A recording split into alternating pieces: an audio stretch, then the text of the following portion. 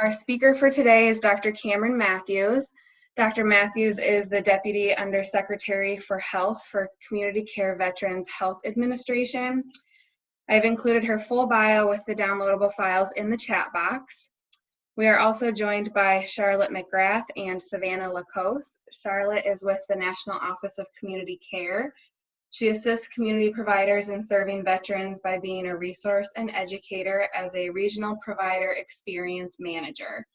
Charlotte is assigned to Region 2, where Iowa is located. Savannah Lacoste is the nursing administrator for the Community Care Department at the Iowa City VA Medical Center. Charlotte and Savannah are available to answer questions related to Region 2 and Iowa specifically. All attendees are muted. Please send your questions in the chat box and they will be answered at the end of the call. If we run out of time, we will do our best to answer the remaining questions offline and share with attendees. So now I will change over the presentation and hand it over to Dr. Matthews. And if you just want to let me know when to switch slides, I will do the slide transitions for you.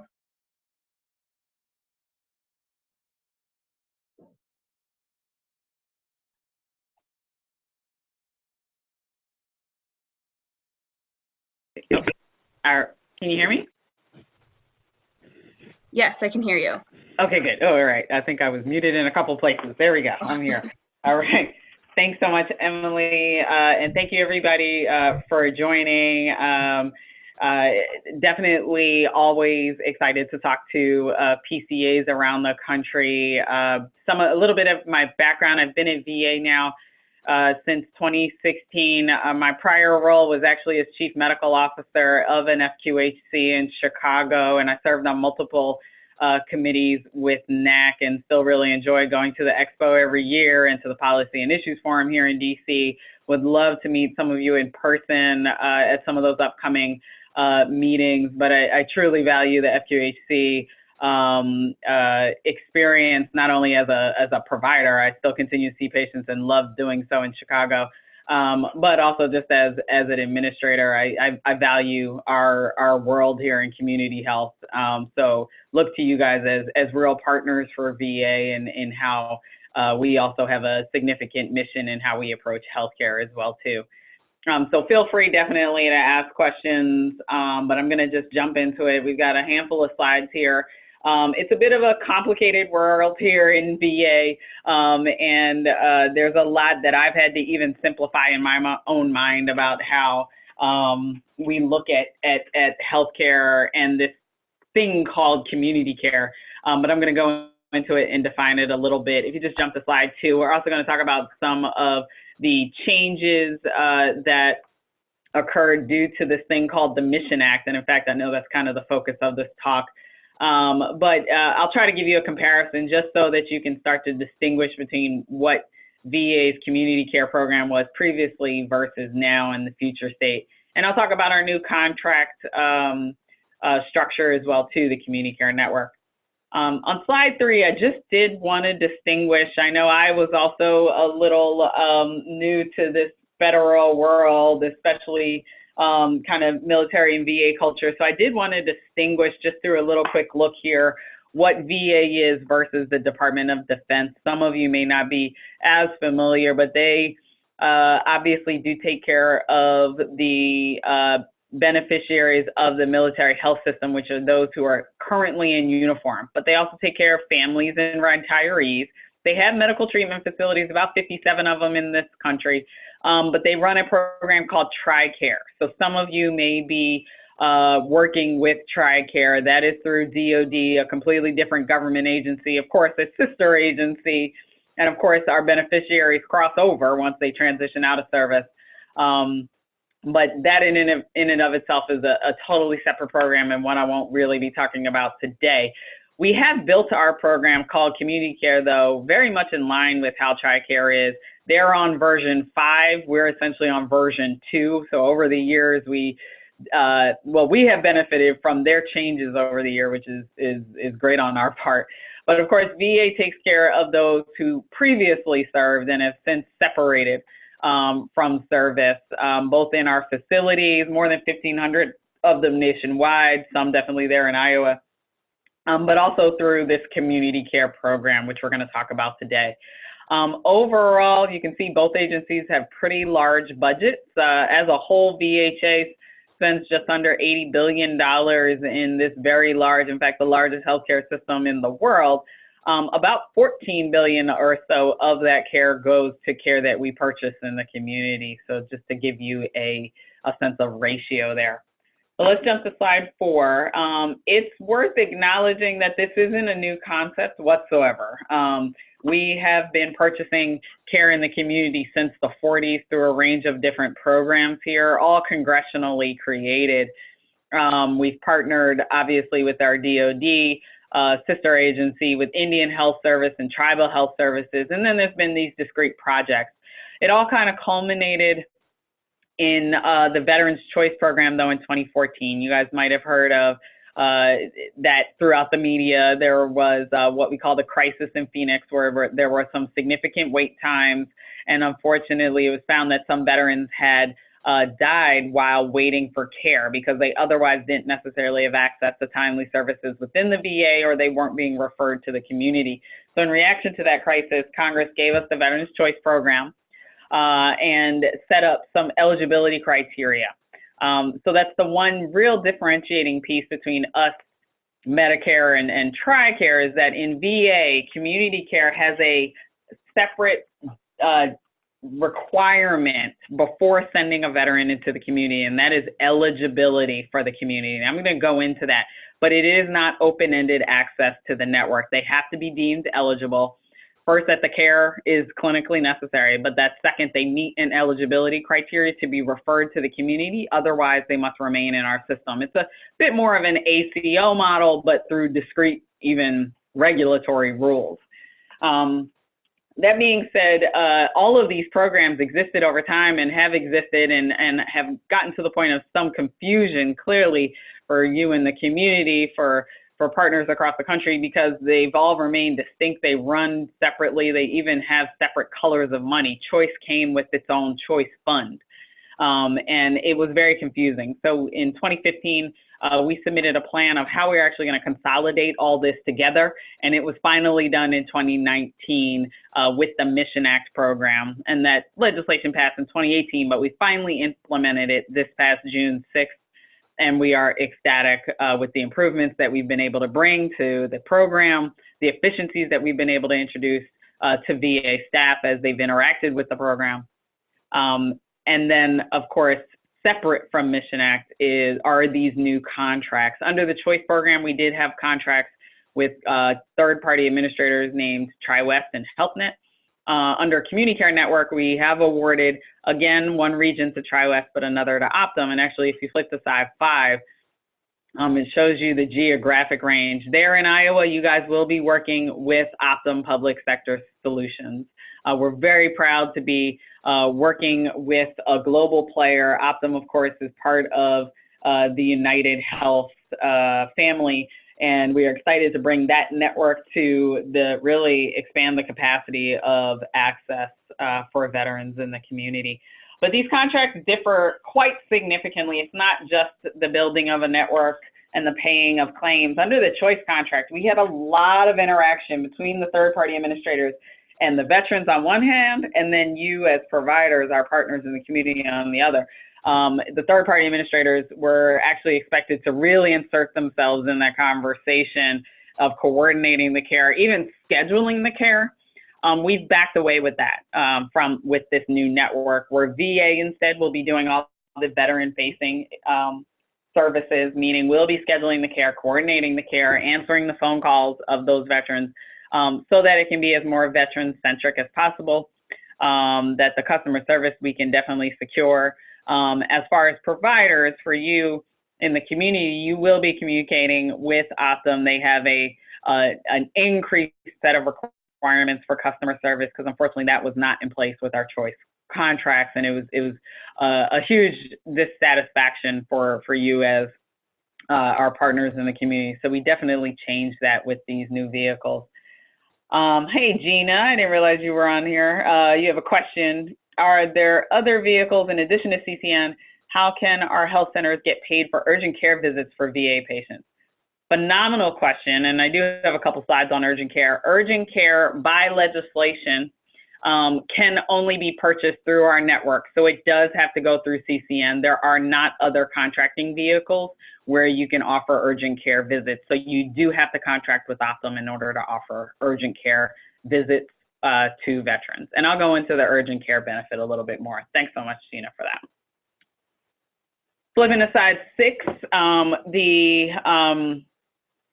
breakdown more of Region 2 and when we will be deploying. So these are actually the names and associated station numbers, more of an administrative assignment, for our facilities throughout our Region 2. So there in Iowa, we actually already launched for you guys a couple of weeks ago, well, goodness, a month ago now. And that launch is really more administrative for VA staff, how they interact with Optum instead of TriWest anymore, how they send referrals to Optum in the same manner that your own staff sends referrals to managed care plans that you have contracts with. That's what these deployments are changing over, because we're switching completely to a new network, a new set of IT solutions, really that are going to bring more efficiencies to the process. And so those deployments have been going well. There's, of course, kinks in the system because these are new IT solutions that we are bringing in-house under the Choice contracts. We used the third-party administrators, portals, and IT, where instead we created it ourselves so that there could be consistency from TPA to TPA, from contract to contract, because, of course, we're looking ahead to the future. So these deployments are really more administrative that we're ironing out here. From your perspective as a health center in Iowa, you will now start to receive referral information directly from the facilities. Again, you will not be interacting with the TPA, with Optum, with regard to receiving referrals for care anymore.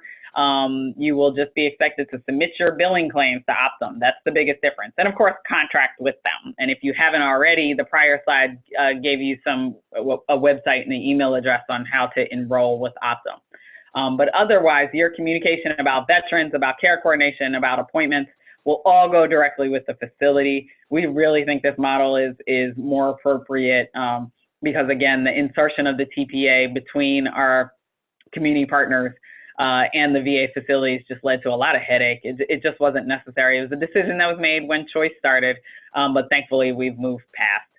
So we're happy that we're deploying, and you can see we will finish Region 2 in mid-spring. Let's jump to slide 7. Just wanted to show you some data that we are definitely dedicated.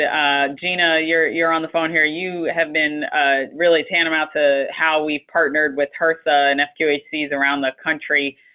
This is just kind of some enrollment numbers. Obviously, a lot of growth that needs to occur, but just some enrollment numbers under the Choice or PC3 contract. Sorry for all the terms, but the prior contract there in the PC3 column, and then the growth that we're seeing under Region 1 currently. And Region 2, they're still contracting, so we'll be getting more and more numbers there with Optum. But as you can see, we've got 11 enrolled in Iowa alone. Hopefully some of you guys are there, and if you have any concerns, of course, we can definitely address those. But thank you for your partnership there, and we just hope to continue to expand these numbers because, again, we definitely do value health centers as a critical partner outside of VA. So jumping to slide 8, we are really looking to FQHCs for, I would say, specific areas for partnership. And these are not limited. This is not a comprehensive list. But really, when I'm thinking about how you offer holistic care and really balancing that off of how VA purchases care on an episodic basis, I think these are some interesting ways that you can seek to partner with your VA medical center. So once you join the network, again, you're communicating about individual veterans and referrals directly with that VA medical center, and their decision of whether to refer veterans to you is held with them alone. It is, again, not through the TPA. So that's why I think these areas are probably something that you could explore with your medical center as areas perhaps that VA doesn't offer, or that they perhaps have some capacity issues concerning. But even more so, if you live more than 30 minutes, or sorry, if you live, my goodness, if you are located more than 30 minutes as far as primary care from the closest VA facility, and that does include our smaller outpatient clinics, not just the larger medical centers, or if you offer specialty care services and you're more than 60 minutes from that service within the VA, we can definitely refer veterans to you for those services. But those drive times, actually quite parallel to other managed care networks, are based off the type of service that is needed. It is meant to be measured from the veteran's home. So if a veteran lives more than 30 minutes from a VA primary care service, they can get that service in the community. So if you are located quite far and there's veterans in your catchment area, we could definitely look towards a partnership where VA is referring those veterans to you. And those are considered a little bit more than episodic. Referrals for primary care and mental health can go upwards of an entire year before they have to be reauthorized. So it can really be a great partnership where you are taking care of that veteran in a whole health sort of fashion. But of note, there's other areas that I know are of focus to health centers. Women's health and maternity care. We do not offer maternity care at all in the VA, and some facilities have limited women's health capacity. So definitely some areas where you could be a great partner to us. Oral health and dental services, again, not necessarily something offered at every VA, and I apologize I didn't reach out in advance to Iowa to find out exactly their capacity, but again, it could be something that they may be able to refer to you.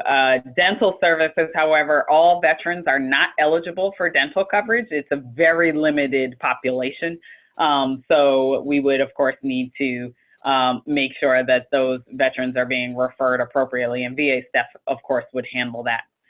Mental health services, of course, we really do pride ourselves at being at the center of a great deal of significantly high quality outcomes with our mental health treatment. Obviously, dealing with veteran-centric concerns such as PTSD and military sexual trauma are not something that a lot of private sector providers are as comfortable treating, but in the event that we do need services in the community, you are, of course, a very strong option for us to seek out additional mental health services. And then, again, if you're looking to offer any specialty care services, if your scope of practice includes anything beyond kind of the basic services, that 20-day and 28-day, as parallel to the 30-minute drive time and 60-minute drive time, are again how we judge eligibility for veterans to go to the community. So we would refer out mental health services if we offer them, if indeed we have a wait time in our facilities of more than 20 days and more than 28 days for specialty care services.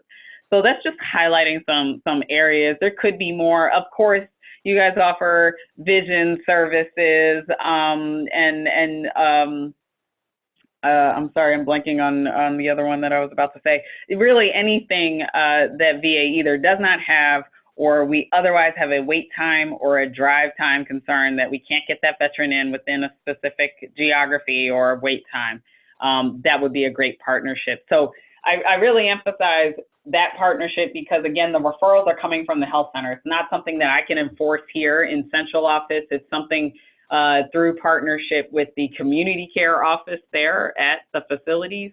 That's where that critical relationship is going to be and where you would be accepting referrals from.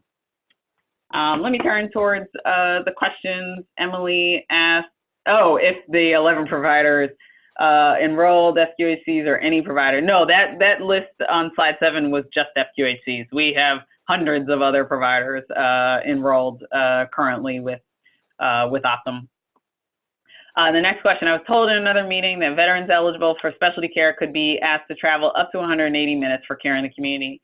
So currently we are adjusting the standards in the Optum contract. Currently, because we actually created these contracts and awarded them before the Mission Act standards came about, and I'm about to go into those, yes, currently 180 minutes is still listed in their contract, but we are adjusting those standards and are going to be providing broader access closer to the Mission Act standards than just the 180. That's a great point and definitely one of concern, but we have to transition our network and transition these contracts, you know, and obviously spell out new requirements. And we want to do that based on how veterans there in Iowa actually use the community, because they have a choice. They're not required to go to the community. They are just eligible to do so.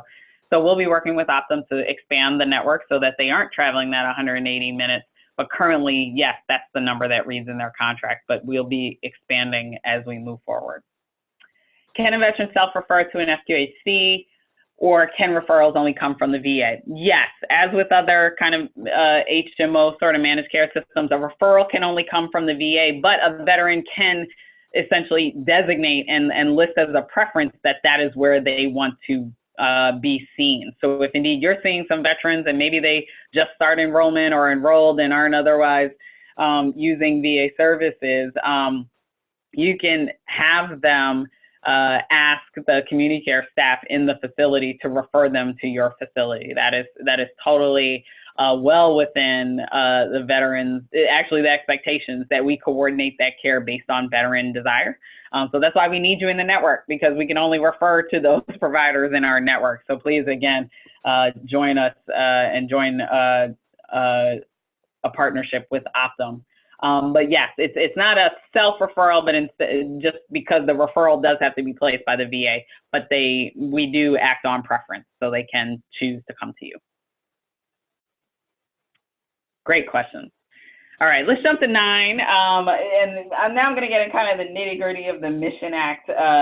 It is pretty transformational for us. Mission stands for Maintaining Internal Systems and Strengthening Integrated Outside Networks.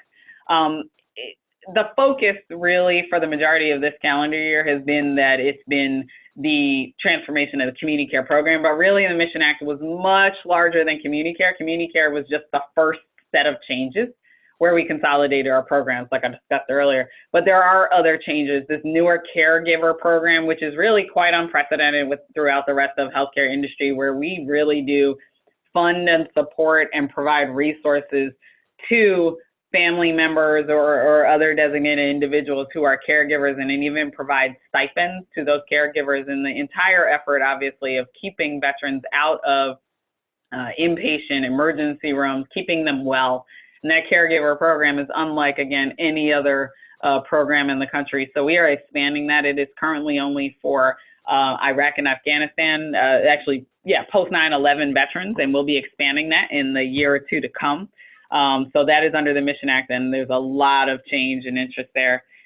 We are also doing an asset and infrastructure review and doing a set of market assessments so that we can really look towards our health system and really judge out what are the appropriate make-buy decisions. What more services should we be offering in VA? What should we partner with? Perhaps as far as hospitals or nursing homes and the like, what should our system look like? We've never done a larger comprehensive review, and that is under the Mission Act. And there will be what we call an AIR commission, Asset and Infrastructure Review Commission, who will help us move those recommendations forward. And then there was a lot about recruiting and retaining healthcare professionals. We, of course, being such a large system, are faced with a lot of the same issues that you're faced with there in Iowa with regard to recruitment of primary care, retention of nursing staff and the like. And we have a lot more ability to do so through this legislation. So I think the big, long and the short of it is, while yes, we are turning towards the community and looking towards the private sector for further partnership, the Mission Act was not about privatization, because it's really about strengthening all of our services to veterans and making sure that we're offering care to them, and, you know, in the right place at the right time. So we're really proud of this transformation, and it will just continue to move forward. Slide 10. Oh, and I'm sorry, I see some questions here. Here we go.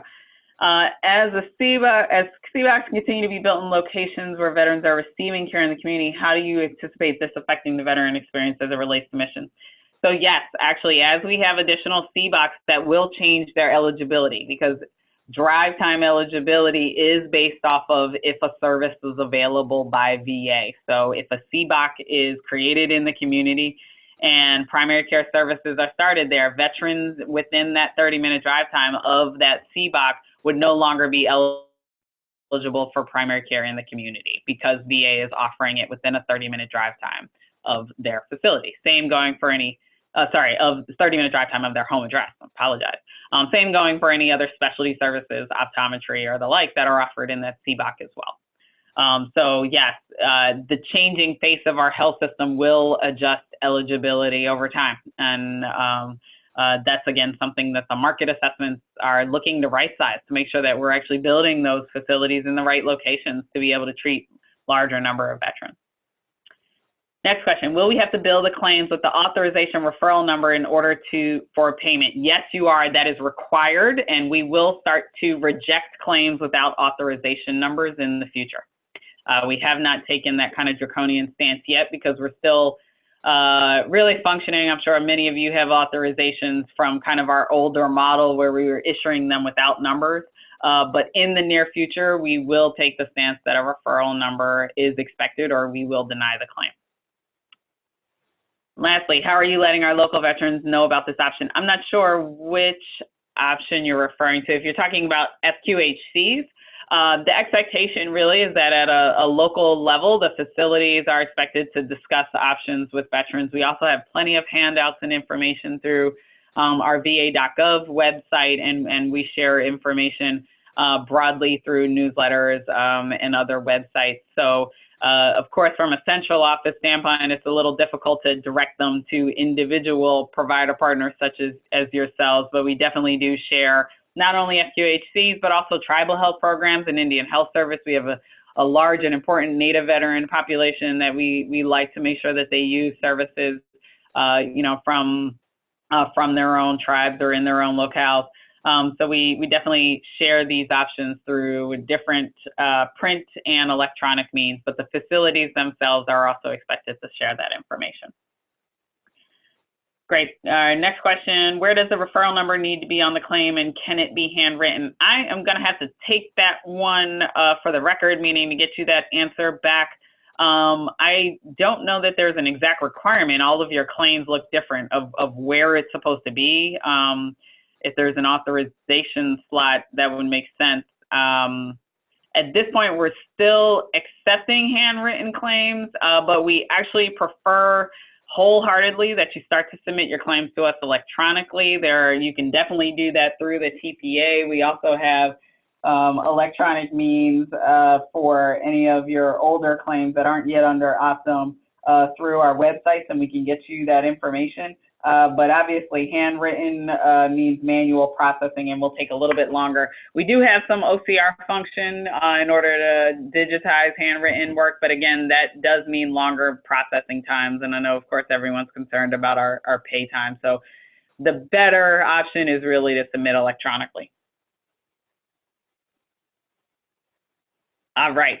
So let's get back to slide 10. Community care, really, we use the sense of urgency around the Mission Act and really the transformation that it's promoting to really upend and improve our community care program as a whole. So a lot of these changes I'm about to briefly discuss aren't in the legislation itself. We really had been planning a pretty big upheaval of the program over the past couple of years, knowing the shortcomings of the choice program and really the inefficiencies of a lot of our manual processes within that program to really launch this new program in line with the Mission Act. So I think it was just perfect timing, and we're happy to have done so. So from a veteran standpoint, there is this new urgent care benefit that I'm going to go over in a couple of slides. That's just huge and brand new.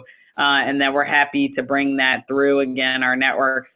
There is expanded eligibility. If you weren't aware, the choice program just had 2 levels of, technically 3 levels of eligibility that were quite limited. The 40-mile criteria you might have heard about, to me, was quite arbitrary. Why would someone, just 40 miles, not taking into account traffic or anything? That's quite difficult, and I would think could lead to some inequities where drive time definitely makes more of a justification for equity, between rural and urban times and the like. It really takes it more in line with other industry standards. We did a huge market assessment amongst really commercial project, Medicaid, insurance, state insurance plans, private sector plans, and really chose some eligibility standards that are in line with the rest of the industry as well too, as far as network coverage.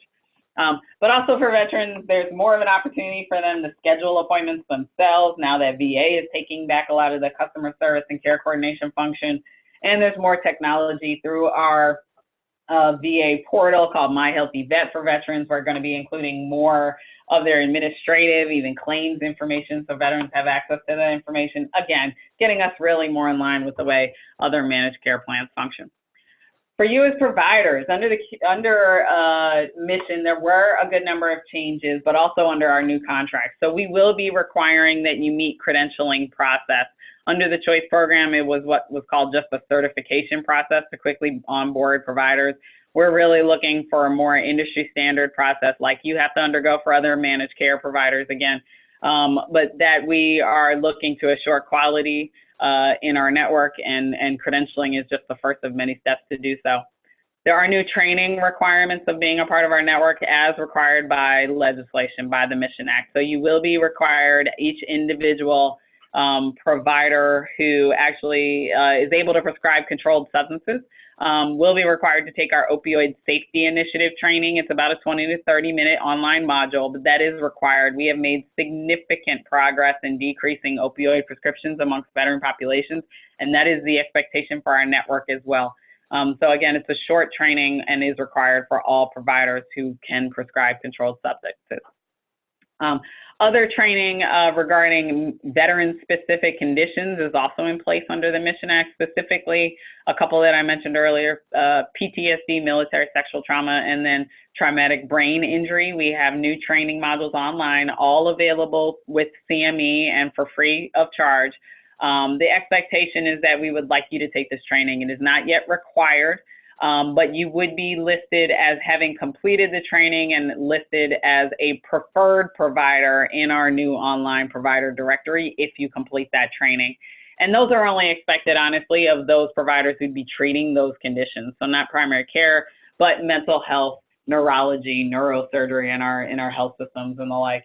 But additional training requirements, and really, again, not so much requirements, but strongly preferred with these veteran-specific conditions, may be introduced in the future as well. The only that is flat out required for the network is the 20 to 30 minute training on opioid safety initiative. And trust me, it is not meant to replace or be duplicative of your state-based or even health system-based opioid training. It is focused on VA guidelines as well as pain management expectations so that you can really differentiate how actually VA can partner with you in treating veterans who may be using opioids.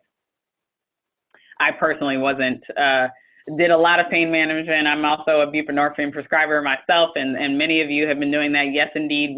Actually, I should add that to this slide. We are definitely looking for buprenorphine prescribers and the like. That's another area of partnership.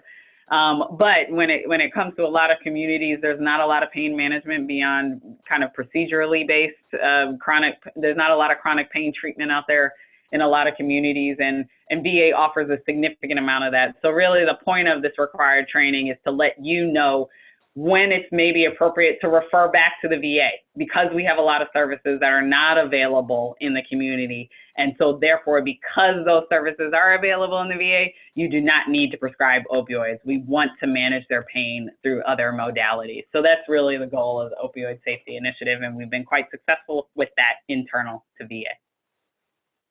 There are new oversight processes about how we can have oversight and potentially exclude providers from the network. Those were not in place previously, but it's really providers where there's questionable practices, loss of license, and like that.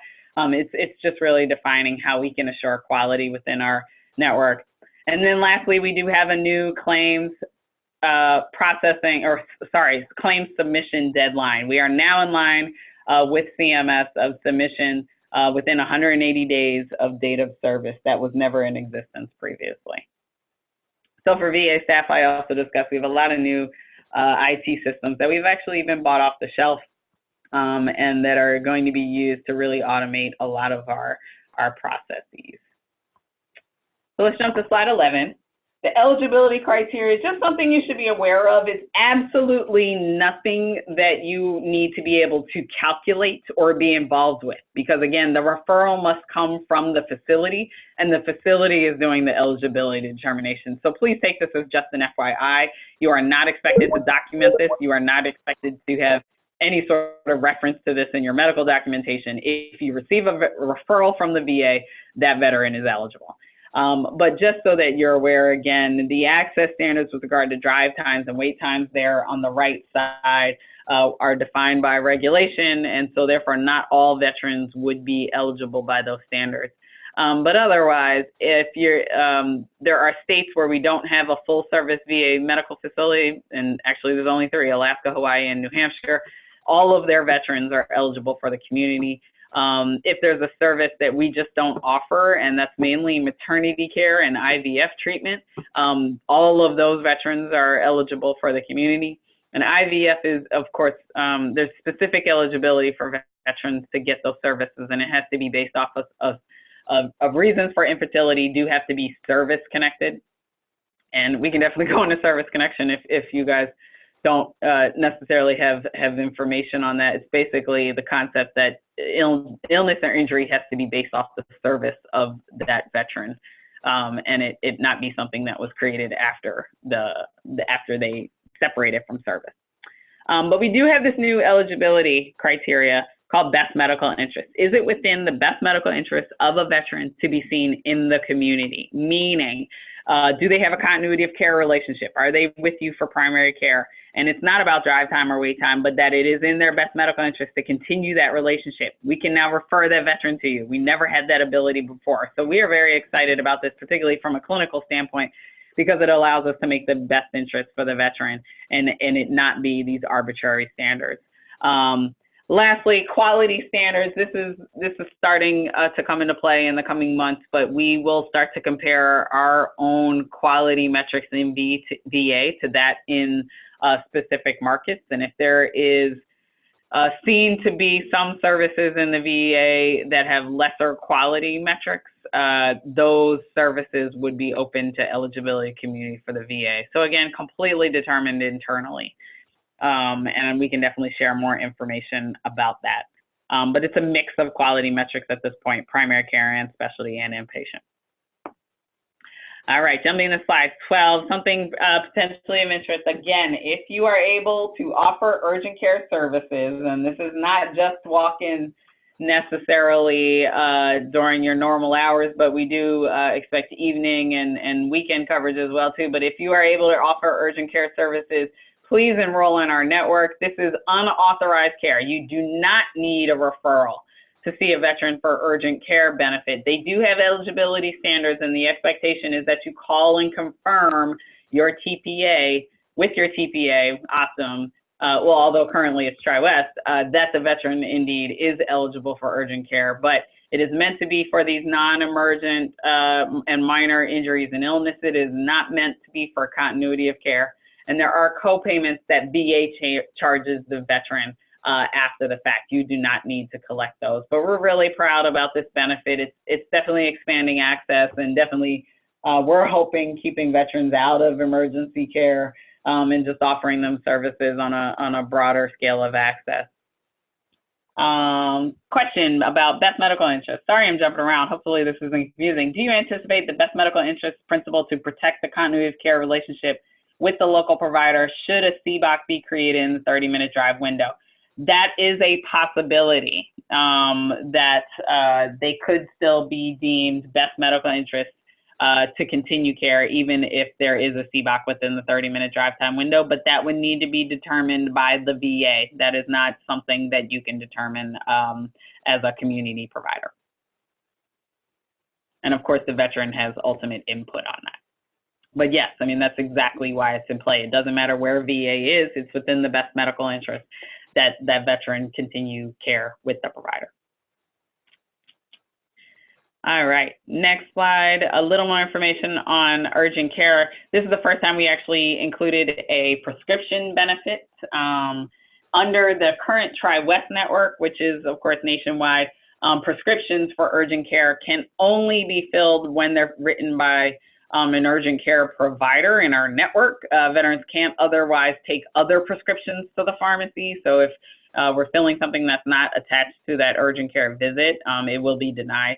But under Optum, there is a broader prescription benefit. They have partnered with their subcontractor, CVS Caremark, to build a actual pharmacy network for us. So all prescriptions will be able to be taken to the network pharmacy.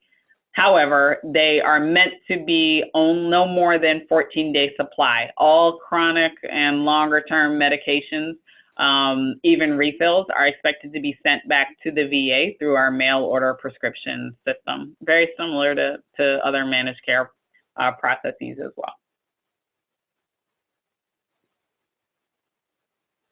So yes, FQHCs, yes, FQHC pharmacies can be added to the network. You would need to contract with CVS Caremark.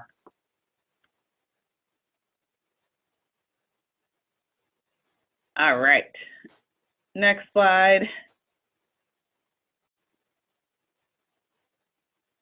Oh, and I went into this a little bit, probably a little too much on the earlier slide, but this spells out a little bit more about that provider training. We have opened up all of our training courses that VA clinicians have available to you as community providers.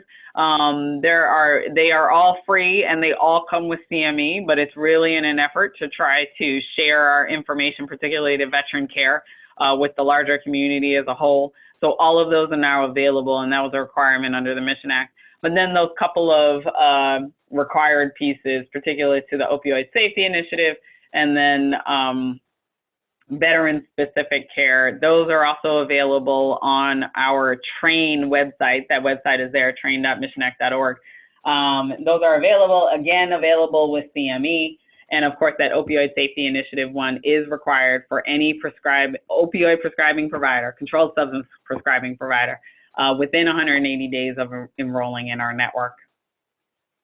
And we're exploring with Optum, honestly, different ways that perhaps groups, health systems, practices could do that training in a group effort as opposed to individuals needing to go in, but that is not available currently. So individual providers will need to go into train and take that module. Again, just 20 to 30 minutes, but they will need to do it on their own until that is available. And then the last slide is just a handful of links, more handouts and websites. I've done some YouTube videos, everything, a billing and payment sheet there. Also, for those of you that have questions, thanks for those, because I know we're a very confusing program and we have a lot of information there. Trying to make this as user-friendly for you as well. And in addition, we do have a regular monthly newsletter that comes out with updates, as well as webinars that we host live from our team, so that you can really hear any updates and actually take part in some veteran-specific education, suicide prevention, PTSD. Again, these are pretty critical areas that we want to make sure that you're comfortable in treating as we partner to treat our nation's veterans. So with that, I will definitely pause and would love to take any questions. And I'm not sure if we have anyone from Iowa on the line. I think that was a part of our intent as well, too, to see if there's any local questions.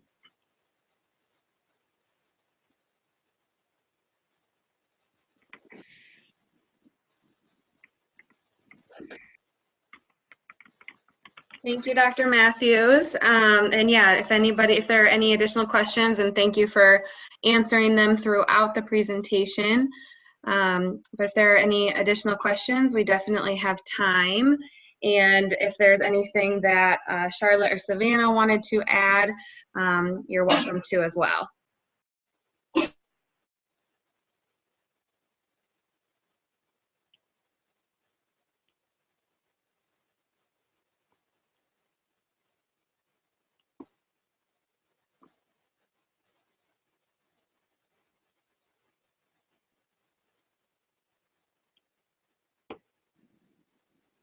All right, Brady from my team, you have a question. If an intern needed to be credentialed, I'm not sure what type of intern. Typical for healthcare practices is that we only enroll the actual licensed provider. Interns and residents and students, of course, can work with licensed providers, but no, they don't get credentialed because they're not independently practicing providers. But we have no problems with supporting academic programs.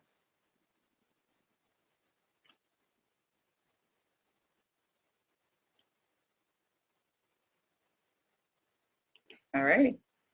Well, And Emily, definitely please feel free to share this deck. Thank everybody for joining.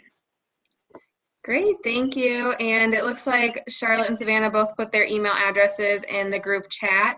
And if attendees scroll up to the very beginning of the chat, I did share the files, including the slide deck from today. So those are available there, as well as some additional resources. And great, and this is recorded. And if anybody has any other questions, please feel free to reach out to me to kind of facilitate those questions, or to anyone else on the call. All right, thank you. Thanks, Dr. Matthews. Great. Of course, thanks everyone. Thanks so much for everything you do.